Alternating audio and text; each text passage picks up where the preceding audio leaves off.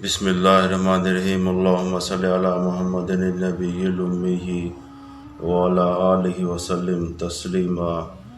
السلام علیکم ویورز، محمد عمر آج پھر آپ کی خدمت میں حاضر ہے۔ حضرت سیدنا عمر بن خطاب رضی اللہ تعالیٰ عنہ کی سلطنت 22 لاکھ مربع میل پر پھیلی ہوئی تھی، اور اتنا زیادہ ان کی سلطنت کا خوف تھا، دہشت تھی کہ پورا جو ان کی خلافت کا جو زمانہ تھا وہ عدل و انصاف سے بھرا ہوا تھا۔ یہاں تک کہ حضرت عمر بن خطاب رضی اللہ تعالیٰ عنہ رات کی تاریکیوں میں گلیوں میں گشت کیا کرتے تھے اور غور سے دیکھا کرتے تھے کہ کوئی بھوکا تو نہیں سو گیا۔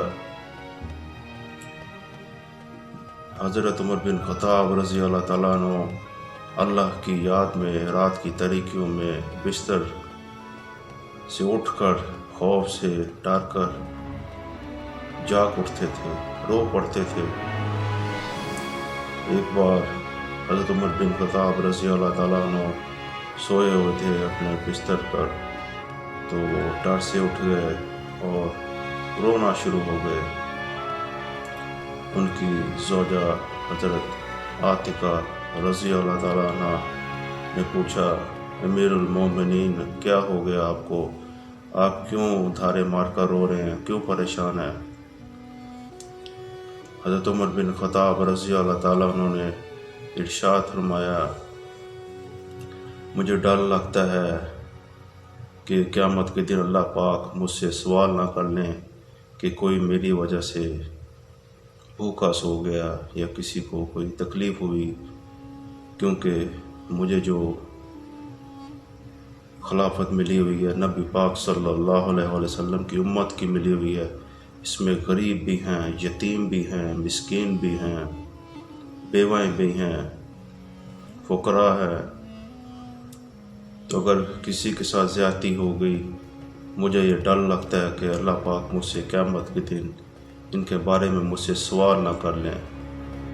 اتنا زیادہ ڈر اور خوف جو حضرت عمر بن خطاب رضی اللہ تعالیٰ عنہ کے سینے میں بستا تھا، شاید ہی کسی میں پایا گیا اب تک۔ ہماری امپورٹڈ سرکار کے حکمران جو کرپشن، رشوت، منی لانڈرنگ، قتل و غارت کے کیسز، ہر قسم کے بڑے کرائم سے لت پت ہیں، دھلے ہوئے ہیں، ان مجرموں کو کیوں پاکستان کی ریاست کے دائرے سزا نہیں دیتے؟ سپریم کورٹ آف پاکستان کیوں ایکشن نہیں لیتی؟ جن میں پاکستان کی غریب عوام کا ان کی خدمت کے لیے کوئی ڈر خوف نہیں ہے۔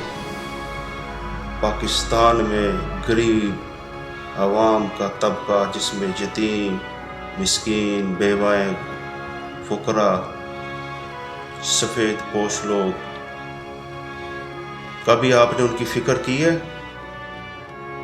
کبھی نہیں۔ آپ لوگوں کو تو اپنے عیاشی کے محلوں میں راتوں کو جاگنے کے لیے بس ٹائم ملتا ہے اور دوسروں کے خلاف سازش کرتے ہیں، کس طرح پیسے چلا کر دوسری پارٹیز کے ایم این ایز کو توڑا جائے، خریدا جائے، ملک سے باہر بھیجا جائے۔ کر لو جتنا کچھ کرنا ہے، لیکن ایک ذہن میں رکھنا، جس حکمران میں اللہ کی مخلوق خصوصاً نبی پاک صلی اللہ علیہ وسلم کی امت کا خوف، ڈر نہ ہو، تو قیامت کے دن اللہ پاک انشاءاللہ تعالی آپ کی پکڑ کرے گا، آپ کو پوچھے گا کہ تمہیں میں نے حکومت دی تھی، سلطنت دی تھی، تم نے کیوں عدل و انصاف قائم نہیں کیا؟